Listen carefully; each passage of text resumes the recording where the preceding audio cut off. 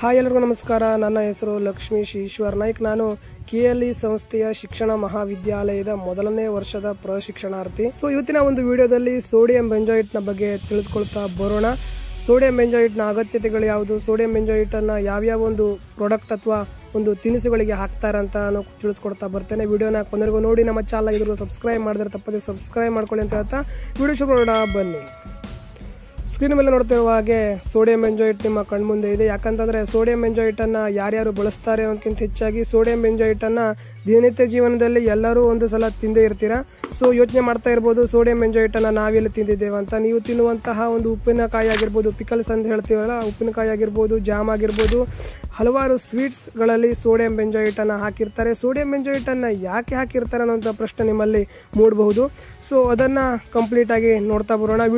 ಅದಕ್ಕಿಂತ ಮೊದಲು ನಿಮ್ಮ ಒಂದು ಗೆಳೆಯರಾಗಿರ್ಬೋದು, ಗೆಳತಿಯರಾಗಿರ್ಬೋದು, ನಿಮ್ಮ ಒಂದು ವಿಡಿಯೋನ ಹೆಚ್ಚಿನದಾಗಿ ಶೇರ್ ಮಾಡಿ ಅವರಿಗೂ ಕೂಡ ಈ ಒಂದು ಮಾಹಿತಿ ತಿಳಿಲಿ ಅಂತ ಹೇಳ್ತಾ. ಈಗ ಸೋಡಿಯಂ ಬೆಂಜೋಯೇಟ್ ಅನ್ನ ಹಲವಾರು ಲ್ಯಾಬ್ಗಳಲ್ಲಿ ನೋಡೇ ಇರ್ತೀರಾ, ಅಂತಂದ್ರೆ ವಿಜ್ಞಾನ ವಿಭಾಗದ ವಿದ್ಯಾರ್ಥಿಗಳು ನೋಡಿ ಇರ್ತೀರಾ.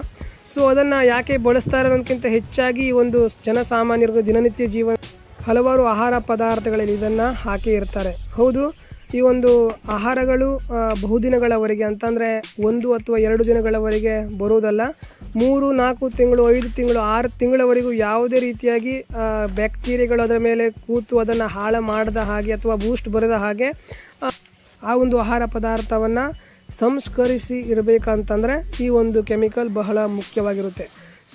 ಈ ಕೆಮಿಕಲ್ ಅನ್ನ ಯಾವ ಆಹಾರಗಳಲ್ಲಿ ಹಾಕ್ತಾರೆ ಅಂತ ಈಗಾಗಲೇ ಕೆಲವೊಂದು ಆಹಾರಗಳ ಬಗ್ಗೆ ಹೇಳಿರುವಂಥದ್ದು. ಅಂತಂದ್ರೆ ಉಪ್ಪಿನಕಾಯಿಗಳಲ್ಲಿ ಇದನ್ನ ಬಳಸ್ತಾರೆ, ಜಾಮ್ಗಳಲ್ಲಿ ಬಳಸ್ತಾರೆ. ಅದೇ ರೀತಿಯಾಗಿ ಬ್ರೆಡ್ ಆಗಿರ್ಬೋದು. ನೀವು ದಿನನಿತ್ಯ ಈ ಒಂದು ಆಸ್ಪತ್ರೆಗಳಲ್ಲಿ ಒಂದು ಪೇಷಂಟ್ಗೆ ಹೆಚ್ಚಿನದಾಗಿ ಬ್ರೆಡ್ ಅನ್ನ ತಗೋತಾರೆ. ಆದ್ರೆ ಆ ಬ್ರೆಡ್ ಅಲ್ಲೂ ಕೂಡ ಈ ಒಂದು ಸೋಡಿಯಂ ಬೆಂಜೋಯೇಟ್ ಅನ್ನುವಂತಹ ಒಂದು ಆ ಕೆಮಿಕಲ್ ಅನ್ನ ಬಳಸಿರ್ತಾರೆ.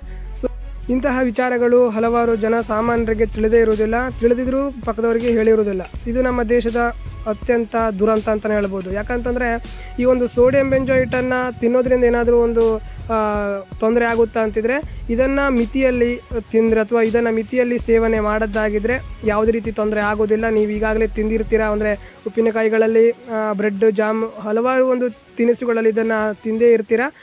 ಆದ್ರೆ ಇದನ್ನ ಹೆಚ್ಚಿನ ಪ್ರಮಾಣದಲ್ಲಿ ತಿಂದ್ರೆ ಹಲವಾರು ಒಂದು ರೋಗಗಳು ಬರುವುದು ಉಂಟು. ಆದ್ರೆ ಈ ಒಂದು ಫುಡ್ ಸೇಫ್ಟಿ ಒಂದು ಕೇಂದ್ರ ಸರ್ಕಾರದ FSSAI ಏನೇ ಹೇಳ್ತೇವೆ, ಅವರು ಅಧಿಕೃತವಾಗಿ ಇದನ್ನ ಬಳಸಲು ಏನೂ ಒಂದು ತೊಂದರೆ ಇಲ್ಲ ಅಂತ ಹೇಳಿರುವಂಥದ್ದು, ಪ್ರಮಾಣೀಕರಿಸಿ ಇರುವಂಥದ್ದು. ಇದನ್ನ ಬಳಸಿದ್ರೆ, ಮಿತಿಯಲ್ಲಿ ಬಳಸಿದ್ರೆ ಯಾವುದೇ ರೀತಿ ತೊಂದರೆ ಇಲ್ಲ ಅಂತ ಒಂದು.